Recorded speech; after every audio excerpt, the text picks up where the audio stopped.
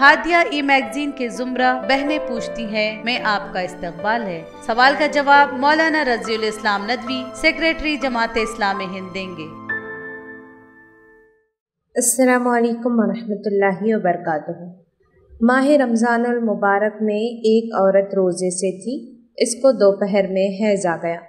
کیا وہ روزے کو مکمل کرے گی یا اس صورت میں اس کا روزہ ٹوٹ گیا اور اسے بعد میں اس کی قضا کرنا ہوگی؟ براہ کرم یہ بھی بتائیں کہ کیا اب وہ کچھ کھا پی سکتی ہے؟ بسم اللہ الرحمن الرحیم۔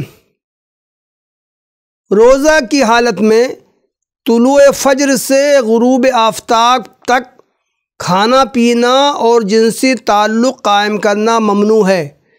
یہی حکم عورت کے لیے حیض کی صورت میں بھی ہے۔ اگر طلوع فجر کے بعد سے غروب آفتاب تک کسی بھی وقت چاہے تھوڑی دیر پہلے حیض آ جائے تو روزہ باقی نہیں رہتا۔ بعد میں جب عورت پاک ہو تب اسے اس کی قضا کرنی ہوگی۔ ایک حدیث میں اللہ کے رسول صلی اللہ علیہ وسلم نے عورتوں کو مخاطب کر کے ارشاد فرمایا، الیس اذا حاضت لم تصلی ولم تصم۔ یہ صحیح بخاری اور صحیح مسلم کی حدیث ہے۔ کیا ایسا نہیں ہے کہ تم میں سے کسی کو جب حیض آ جاتا ہے تو وہ نہ نماز پڑھتی ہے نہ روزہ رکھتی؟ امام نووی نے لکھا ہے، اجمعت الامہ علی تحریم الصوم علی الحائض والنفساء وعلی انہ لا یصح صومها، واجمعت الامہ ایضاً علی وجوب قضاء صوم رمضان علیہا۔